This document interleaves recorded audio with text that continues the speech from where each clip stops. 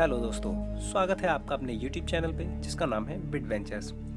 तो दोस्तों 1970-80 का दशक, जब जापान एक तरफ विकास की ओर तेज़ी से बढ़ रहा था, प्रगति की राह पे था, और वहीं दूसरी ओर जापान का कुछ भाग दहशत और खौफ के साए में जी रहा था।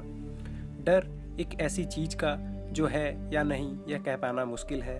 डर एक ऐसी खूबसूरत बला का जो दिखने में तो बहुत सुंदर थी, लेकिन उसके द्वारा किए गए मौत बहुत खौफनाक हुआ करती थी। डर एक आत्मा का जो जापान के गलियों में अपने सवालों का जवाब तलाश कर रही थी। डर उसका जिसका नाम सुनकर जापान का बच्चा बच्चा कांप उठता था, कुचिसाके ओना। यूं तो आपने जापान के कई हॉरर शो और कहानियां सुनी होंगी, लेकिन आज की कहानी उन सबसे ज़्यादा डरावनी है और बिल्कुल सच्ची कहानी पे आधारित है। तो चलिए दोस्तों, जानते हैं कुचिसाके ओना के बारे में। जापान के सुनसान रास्तों पर कुचिसाके ओना चेहरे पे सर्जिकल मास्क पहने ज़्यादातर बच्चों को अपना शिकार बनाती थी। उसका चेहरा एक मास्क से ढका होता था और वह बच्चों के पास आकर उनसे पूछती थी, क्या मैं सुंदर दिखाई देती हूँ? सुनने में यह सवाल एक मामूली सवाल लगता है, लेकिन इस सवाल का जवाब शायद मुश्किल हो सकता है, क्योंकि इस सवाल का जवाब आपकी जान ले भी सकता है और बचा भी सकता है। लेकिन प्रॉब्लम यह है कि इस सवाल का कोई सही जवाब नहीं है, क्योंकि जब कोई इस सवाल का जवाब ना में देता था तो कुचिसाके ओना उस पर कैंची से वार कर देती थी और उसे मार देती थी, और अगर जवाब हाँ में होता तो वह अपना सर्जिकल मास्क उतार देती थी और अपना बेहद डरावना और जख्मी चेहरा दिखा देती थी। उसका चेहरा दो हिस्सों में बटा हुआ था, मानो उसके चेहरे को किसी ने पूरी तरह चीर दिया हो। मास्क उतारने के बाद वह अपना वही सवाल दोहराती थी, क्या मैं अब भी सुंदर दिखाई देती हूँ?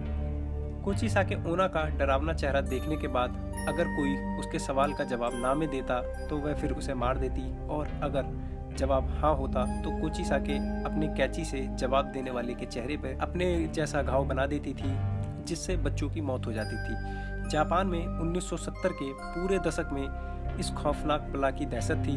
दहशत इतनी थी कि लोग अपने बच्चों को घर से बाहर नहीं जाने देते थे, और तो और लोगों ने अपने बच्चों को स्कूल भेजना भी बंद कर दिया था, और कुचिसाके के शिकार बने बच्चों और कुछ अन्य लोगों की खबरों से वहाँ के अखबार भरे रहते थे। ऐसे बहुत से लोग थे जिन्होंने यह दावा किया कि उन्होंने कुचिसाके ओना की आत्मा को देखा है। उन दिनों इस खतरनाक चलती फिरती मौत की दहशत इतनी ज़्यादा बढ़ चुकी थी कि जापान सरकार को स्कूल के लिए छात्रों को पुलिस प्रोटेक्शन देनी पड़ी ताकि बच्चे बेखौफ स्कूल आ जा सकें। लेकिन फिर भी कुचिसाके ओना ने बहुत से लोगों को अपना शिकार बनाया, पर वह ऐसा करती क्यों थी? यह कहानी शुरू हुई थी लगभग 1200 से 800 साल पहले। जापान के छोटे से गांव में एक बेहद खूबसूरत औरत रहा करती थी, जिसे अपनी खूबसूरती पे बहुत नाज था। वह अपने पति के साथ रहा करती थी, जो कि एक समुराई था।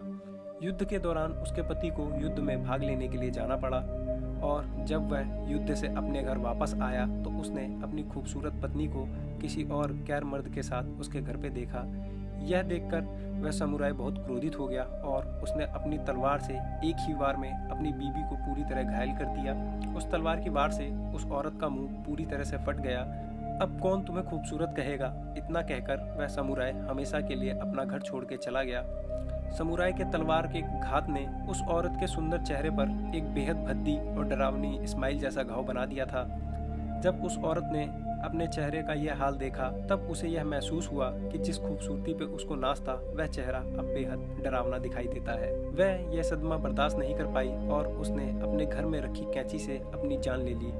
वह खूबसूरत औरत मर गई और सबको लगा कि यह कहानी समाप्त हो गई है। लेकिन 800 साल बाद वह फिर से जाग गई और बन गई एक खौफनाक रहस्य, जिसे कहते हैं कुचिसाके ओना। आज भी जापान के कई लोगों का मानना है कि कुचिसाके ओना आज भी जापान के सुनसान गलियों में घूम रही है और अपने अगले शिकार की तलाश में है। दोस्तों, अगर वीडियो अच्छी लगी हो तो वीडियो को लाइक करें, चैनल को सब्सक्राइब करें और इस वीडियो को अपने दोस्तों के साथ शेयर करना ना भूलें, क्योंकि हम ऐसे इंटरेस्टिंग फैक्ट आपके लिए लाते रहेंगे।